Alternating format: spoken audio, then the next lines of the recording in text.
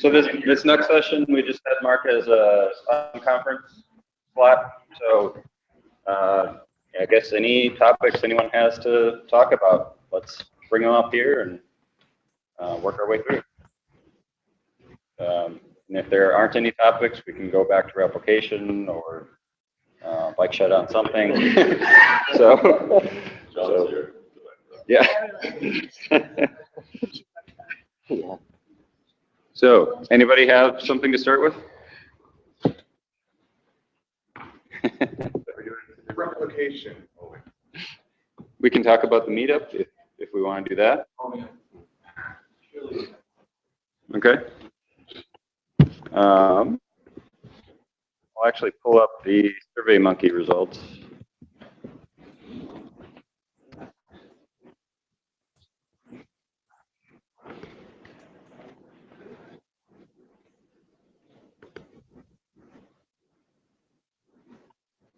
Maybe.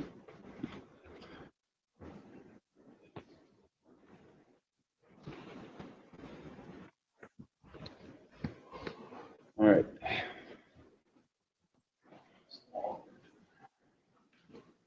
So we sent this out a couple weeks back.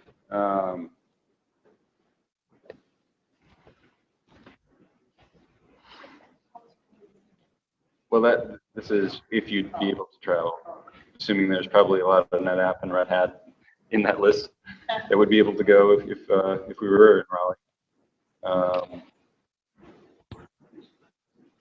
So probably the more interesting one was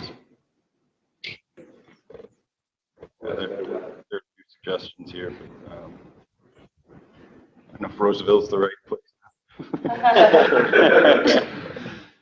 So where would your preference be? It looks like Fort Collins is probably would be 11 versus 9 first choice. So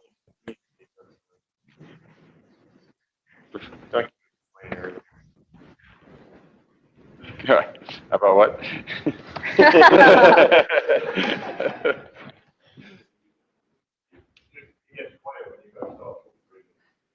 Okay.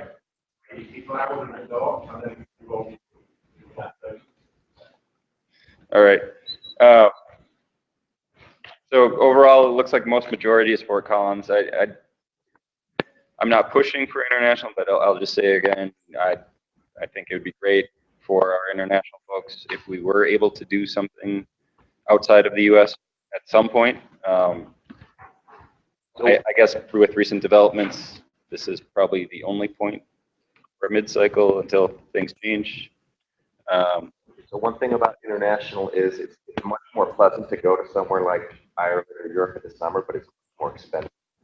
So if we wanted to be less expensive that time of the year to travel to if it were Europe specifically, you know, it's dirt cheap to go to Dublin in January or February, but it sucks, right? I mean, it's but it's not any worse than going to, you know, Sure. I'm just saying, weather-wise, it sucks to go to Europe in the winter, but it's dirt cheap. You go in the summer, it's like tourist season. It's going to cost high dollars. So that's the factor. Is if you want to have a mid-cycle, if it's Dublin or somewhere in Europe, it's going to be a lot.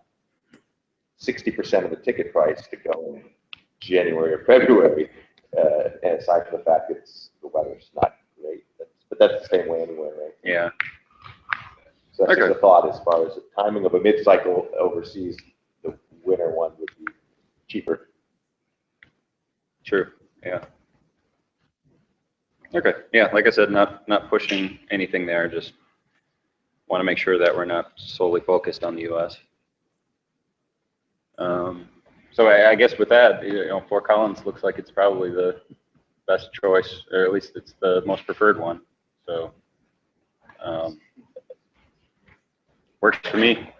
I like Fort Collins. And this one, yeah. I get to go then.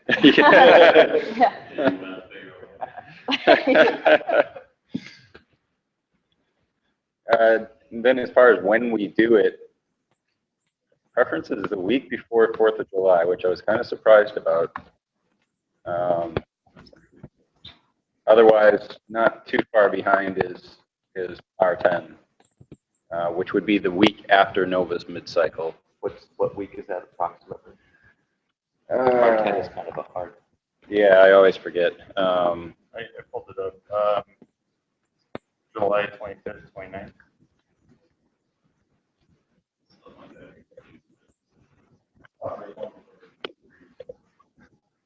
Yeah, it does put us after second milestone.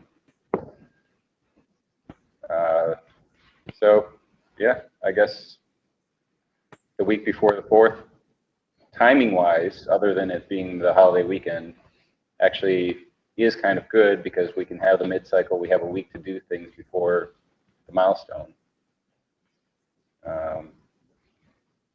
Which will be partially eaten up. So we're by talking about the 4th week of July. Yeah, which is June 27th through July 1st. First. Yeah.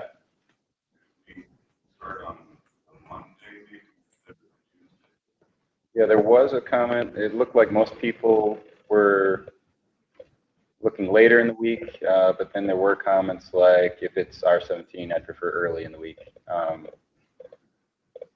I would too. Any objections here from anyone if we do it the week before 4th of July weekend? I don't think anyone was really against any of these, but, you know. Which one? The week before the July 4th of 20, or June 27th through the 1st of July. But we would really be maybe talking the 27th through the 30th. Right. We do it 4 days starting Monday. Is that what? I wouldn't be able to make it. You are or not? I can't. Not on the 27th. So. You're abandoning us, Mike. What's that? I You wouldn't said be able to you're make the whole abandoning week, us. or you? Stop being so popular. Damn. Just already have something that week. So. Did you vote? You can. No, I did vote. Yeah. Okay. Do you want to vote again? Yeah. Right. Early and often. So, okay. So we do it the week of the 27th. Let's do it early in the week for people traveling for the holiday or to extend their holiday in Fort Collins. So 27th, 28th, and 29th. And then we can, I think it's worked well, have that optional pack day for the 4th day. If people need to go back on the 29th, that should be most of the material should be done by then. But if people can stick around 30th, I think those have been productive. I think that's everything from the survey. Make sense to everyone, or any other points, things we've missed to talk about? So we're saying that we point stuff. Yeah. I think I'll try to cancel anything. I've been missing too many. Join us. All right. June 27th. And still good at the Yeah, HB? I'm trying to book a room now, but we got Okay. a lot of rooms, so Okay. I will get something. Should we wait before we say an official announcement until we have I something? don't think so. Okay, it's not I'll an get issue. something. Okay. Yeah, just bring it up in one of the IRC meetings or whatever. Yeah. On mailing list. All right. Thanks. Who's next?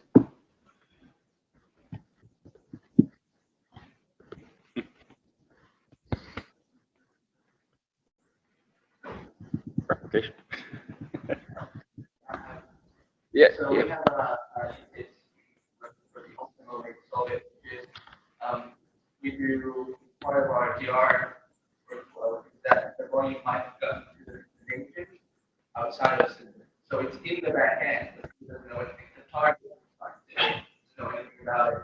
So what's the best way to, and we don't want everything, right?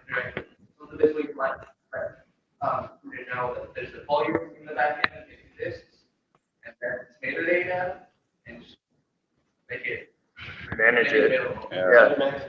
Yep. Just to manage. Yep. Yeah, as long as that back end is being managed by Cinder, you can do manage volume.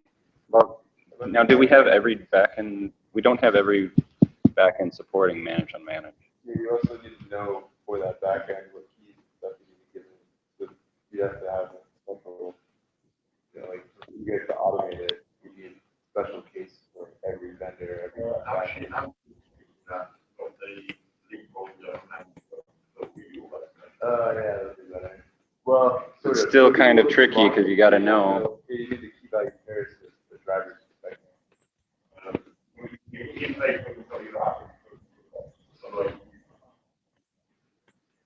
Well, it'll list volumes, but how do you know really which volume is the one that you care about? The thing that it cares about, it should be keeping track of it, right? No, we know what volume. Yeah. Okay. We know how it looks in the back end. Okay. Yeah. All right. And then we give it to the path. Depends on the back end doing. Yeah, so it's, it's either the UUID or the name on the back end a lot of times, or it's metadata. So the name is not. Yeah, well, it depends on the back end. Yeah. But he has a list of names. He knows. Yeah, we have. And As soon as it's not ambiguous, right? Like there could be multiple volumes of the same name. You don't want to end up. Yeah. So that's why I'm saying it's not unique. So, So, yeah. when we create copy styles, we get vendor specific. Keep it. Yes, there are IDs and there are names. I'm saying the names are not unique. You Oh, can end up On the sender side, on a sender side. yes, on the back end side, which is what matters. Yeah. I'm just saying if you're querying sender, don't use. Yeah. So, yeah, so it started off with easy and then vendor specific and now it's back to.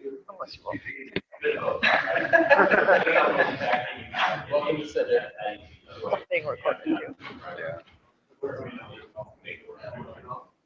Is there a way to ask for capabilities? Yeah. Yeah.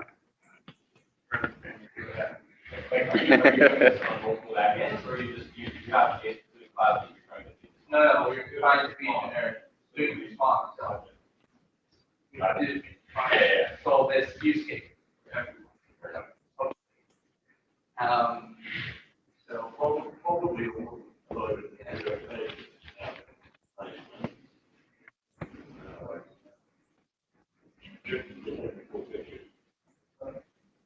Just because there's no reputation, I think it goes to the driving place to do it. No.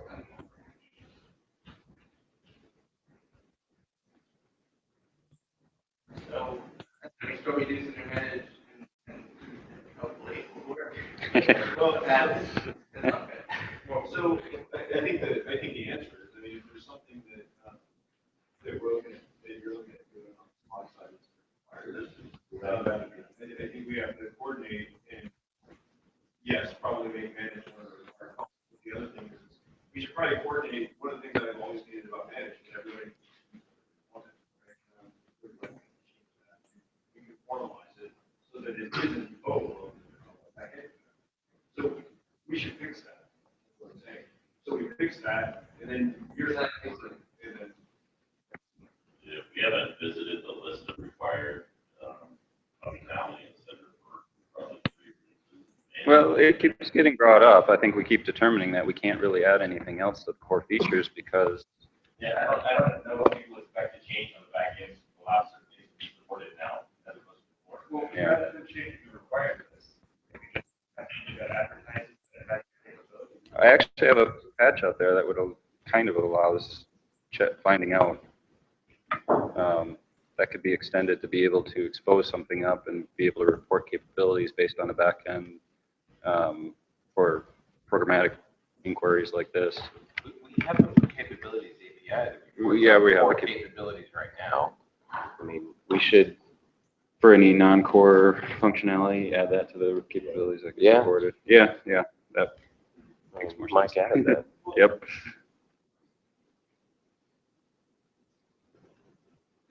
We didn't like to know that before the story. But this is Yes. maybe like create the plan. I don't know. Mhm. I think we're at a point now where we could probably start some coordination and communication right on the make you manage required then. What do you think? Is there anyone here with a backend that can't work manage unmanaged? It seems like it's not a, It doesn't seem controversial to me. yeah. I think at some point, some backends couldn't rename the volume. Do they need Yeah, but to in rename? that case, they can just throw metadata on the volume and then iterate.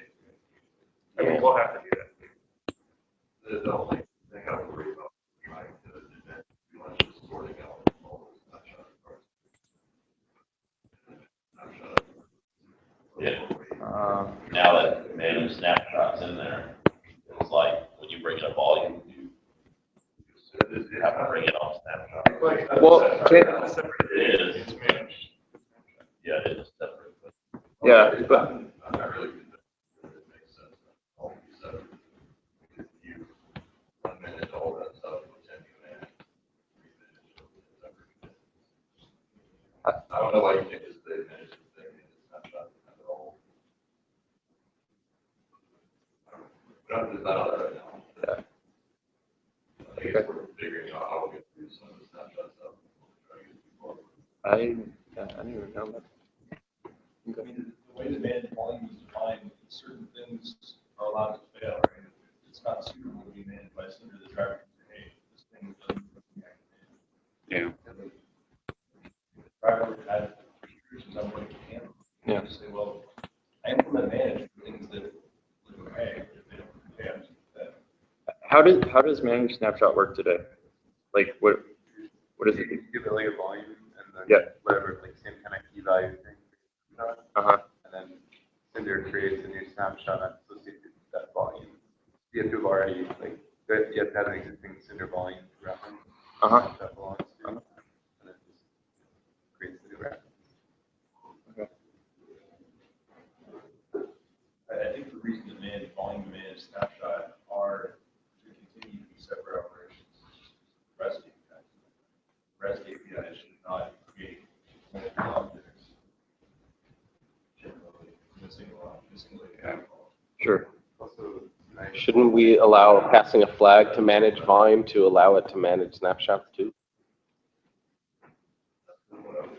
Yeah, why wouldn't you want those snapshots if you manage? Success cases, like, Yeah. well, I was able to manage half of the US or the rest of it blew up, so how do I report that? So here's it, so Partial success.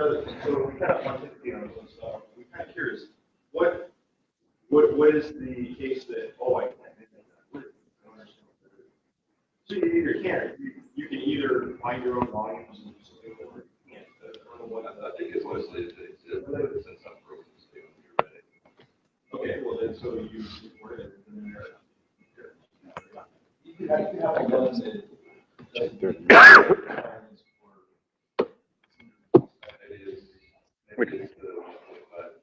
Just tell Kendall she'll put it out who I think I am. Is there a way to do is there a way to do this without?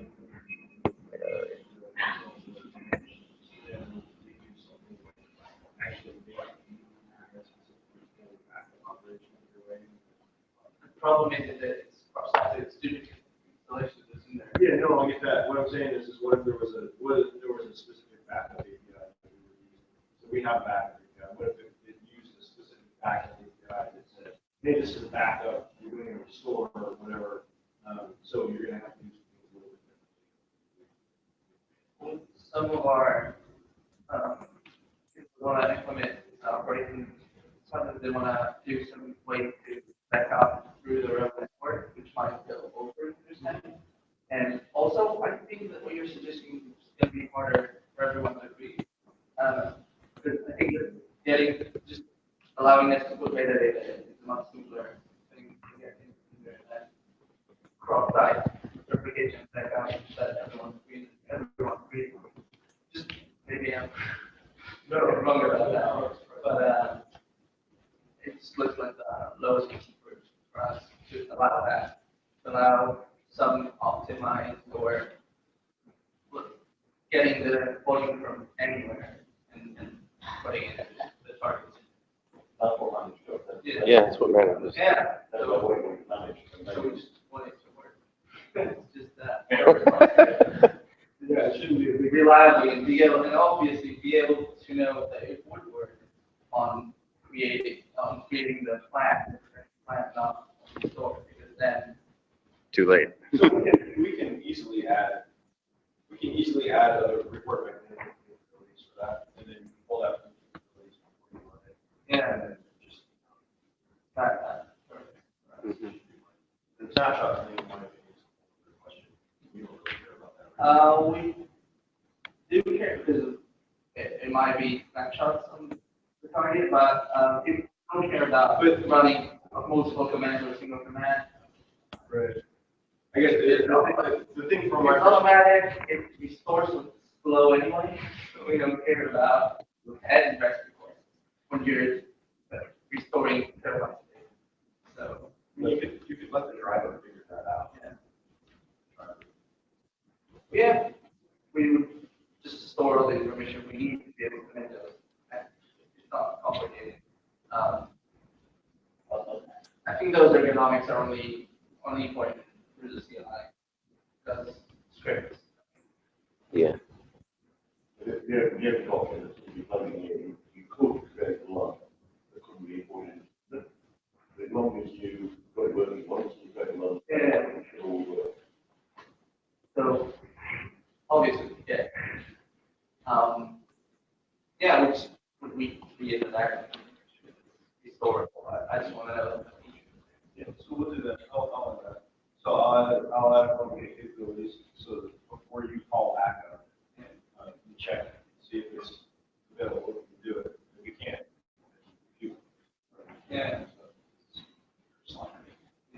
We'll just kind of go like that. Because it has to be like that, right? We would be able to know.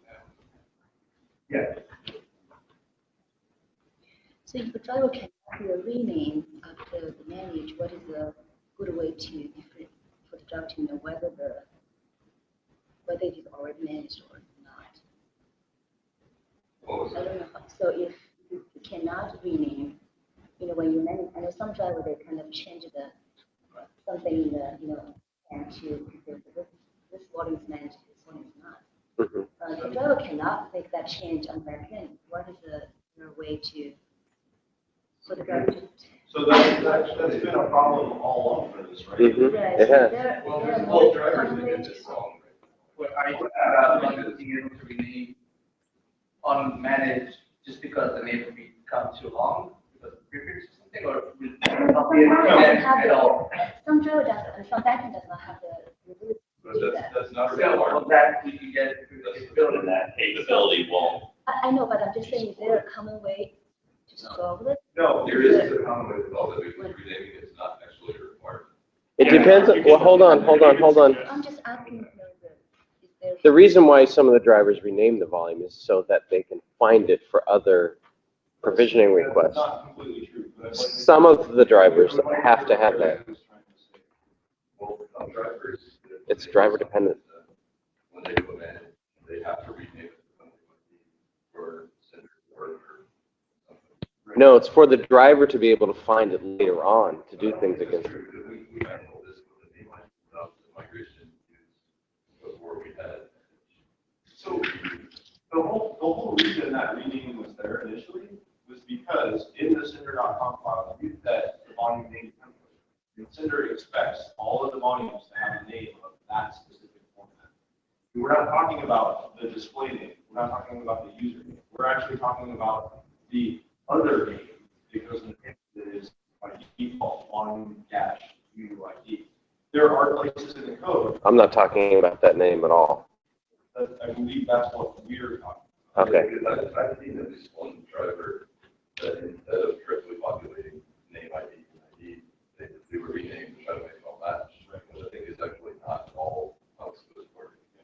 You don't have to do it that way, to your point earlier, because that is an internal traffic construct, and then it goes to what Paul was saying, it's so that people can look it up. Now that we have the provider ID field, we don't need that.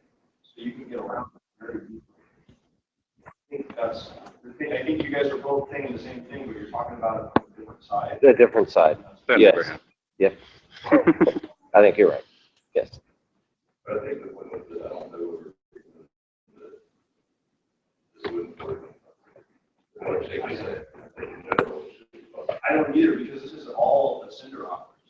It has nothing to do with the back end at all. So How do you save the, if you save Some the, drivers might have to change to do it correctly. Right. There's no reason. so how can you manage the same one again and again? You can. You can do that right now. yeah. If you want to, you can. There's nothing to stop you. We added So a check. I thought we put a check in there that actually can do this. I thought someone added that.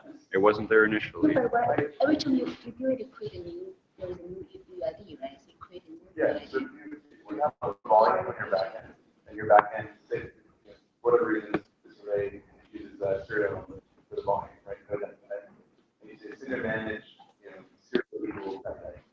Create a new volume in Cinder, new UID, you set it for that. Oh, yeah. You can just keep doing that over and over and over. It's totally okay. I mean, it's stupid. Yeah. It would be up to the driver to say, hey, wait a minute. This is our thing. And that's why someone would rename it. So like, Yes. like, for me, we do, hey, wait, this is our thing. There are some that. We rename it too in the back end. So, and there are back end. Yeah. Correct. But I think that this is all fixable. Yeah. It's not terribly trivial. It will require, so in the case of backend, they can't change that thing. If you want to, the whole thing about managing the same volume multiple times, that in my opinion is a bug in a separate conversation from what you're talking about. I think that it's easy enough to fix the management so that it works for everybody for their own staff. I don't think you go to the driver part of it. As long as you're using provider ID. If you're not using provider ID, that's So if you just save it in the provider ID and the manager checks to see if it's already, there's a warning with that information in that provider ID, then that's cool. Let's figure that out. Because I mean, like right now, with manage, you give it. yeah, no, I think that's a whole separate discussion, and I don't have an answer for that right now.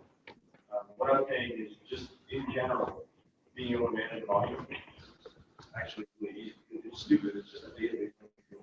That's all it is. There's nothing else to it. Yes. So I don't understand that. Well, what if my backend can't do that? Well, I don't know.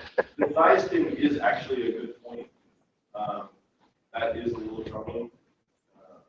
So if it is one, I think with that.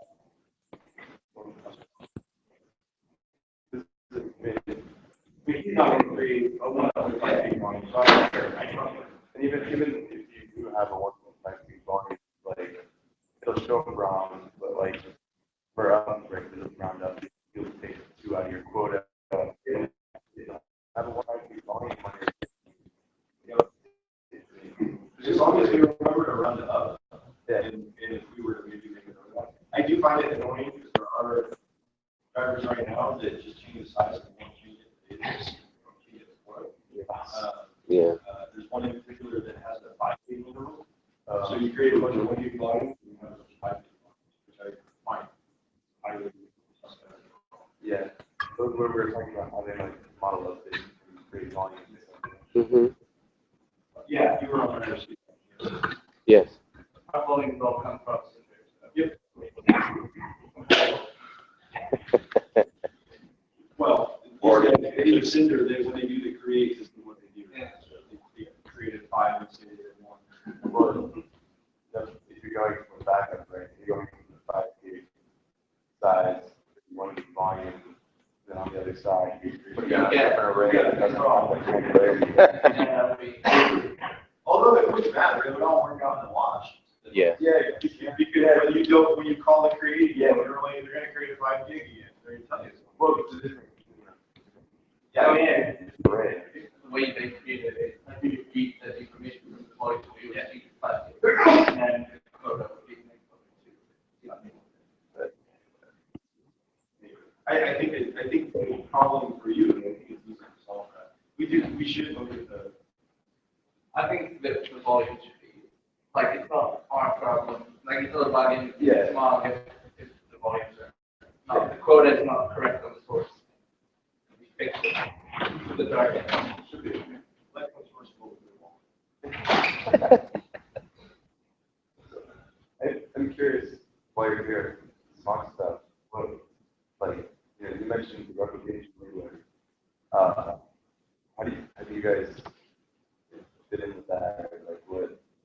So we try and get the data bit of entire OpenStack satisfied, which means not just Cinder, but also getting off the VMs at the other end, the network at the other end, illustrated hopefully in the future. So what we allow vendors to give their own hook point. So instead of doing Cinder backup, Cinder volume, they can use their own optimized paths to go over. Because for thinking about this, which I mean, it's essentially not one-sided solution, right? And that means that OpenStack doesn't really think and act on those terms. So when you talk about this storage entity that needs to be replicated across multiple sites, I mean multiple OpenStacks or maybe different clouds, because maybe your disaster recovery is in cloud. So we give them the option to be able to copy that somewhere else and also store it back. But what we see is that they kind of just put it directly to the array, but not expose it in Cinder. And then when they do the restoring, we just hook it up in Cinder and then spin up the VM. That's how we try. So you get multiple copies, multiple sites, you just don't see them. Have a good level where you use it. Like, I know that now you have like potential to have like volumes or VM. Yeah. What about groups? If you have groups, On group. yeah, groups. What's your protectables? I'm still looking into, we might actually create those when we do backups, so we get consistency. But the way it's going to work is it's completely agnostic to the resources themselves. It doesn't understand anything, everything is pluggable, which means you can, if you're an organization and you resource type that's not even OpenStack related, you can make people know about it, know how it connects to everything else in your cloud, which means I need that for this VM to work. And we would and also plug in how you want to back this up. And we will be able to restore it on the other end. So for volume groups and statistic groups, that kind of stuff, I don't see how people really want to back them up out of context, but I think the more it's not cool for us, not as a thing that you actually want to select, but might be of getting to the user case. I might be not understanding it enough. So my question is, how do you, when you do failover, right? So there are like if it's using the storage has specific guys to do failover, right? Yeah. So are you don't want to use Cinder API? We do want to use, but it depends on the. So for example, if you replicate the group together, then the array has APIs to group together. Are you trying? You are not going to use native APIs, or you want to use Cinder API too? So, right? yeah, so the user can select how he wants, if he wants to use what we call the reference implementation, we just call it Cinder. And then we would create those groups and make sure that they're all consistent in the same way, so when we restore, we get the same consistency, right? As I said, something that we would configure, not something that we would let the users select as a backup. So this maybe is, so for Cinder, the consistency group, so like a user-facing construct, so a tenant, they can go in and create a consistency group in Cinder, they can snapshot it together, things like that. So this is what I'm saying, we would create it for them. This is like, we're saying they already have one in Cinder. They have it. Does it matter, so they just want to select it? Yeah, and Then we can show them in our research. Yeah. So I think that's Yeah, because I would just say that because otherwise, if you are doing the failover, how if you don't use native APIs, how are you going to trigger those storage APIs to build group? Like you have to go through some APIs, then either you code or Cinder code. If you're supposed to use Cinder APIs, you don't want to use native APIs, right? So that makes sense for you to use Cinder APIs to do that, and then use like the Cinder group as your protector instead of volumes. And that's what I see. So, I understand what you're saying, but the way we look at your disaster recovery story or your backup story is that we try and automatically figure out what it is that you want to back up. So you say, I need this tenant project to be restored, or I want these VMs, and we will automatically detect what's required for those things to be operational on the other end, which might involve create, like we would know what volumes are part of that story, and we could still let these users select. So even like the create part, like that's like kind of Yeah. I mean, like for example, create consistency group, right? Array, they have APIs to do that. Yeah. Are you not going to use those APIs at all? Well, But will you trigger those APIs? Okay, how are you triggering that? Yeah, are you? So he's said 3 times he is going to consider APIs to use. Right, but he's saying he's not going to use the group APIs. no, we will. You will. I think that what I think is that we will be the ones creating the group and not the user. You're the one. Admin or what? No, even like on the pro side, because we wanna allow the user to just say, I need those VMs up on the other end, and then we would know what volumes are part of this project. So the user doesn't really have to go. So from our standpoint, our stand. Your application, like admin. Yeah. What do We you haven't do? really done We things need with to. it. But because the user might want to just select the group that he created, but also for us, if you just want to say the way we want them to interact, like the user experience is that they just say, I want BMA, BMB, and BMC to be restored Yeah. via that. Okay. And then we figure out what volumes we need to set how and what network fit and database and whatever. So the volume resolution is just the user already did that math in their head, and now they're creating volume, right? If I was just gonna say, if I could summarize this entire conversation, you're looking at it from the VM standpoint. Yeah. Yep, that's it. From a project standpoint, actually. Yes. So you're talking about, basically, you would think everything's already created and already running, like you have it's already running. Yeah, and you want to just save it. Yeah.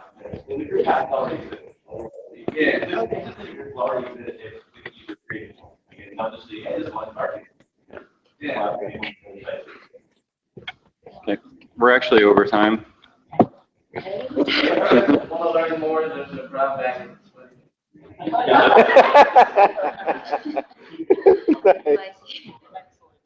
Fortunately, there's also the Nova Cinder in 20 minutes. I got a t-shirt. Oh, 7 here. It's in ballroom 8. Oh, in the other. No, in here, but in the center, bigger fishbowl. Any bigger, less target. Yeah. All right, I'll bring back the stuff up. Yep. We're done in here. Multi-tab.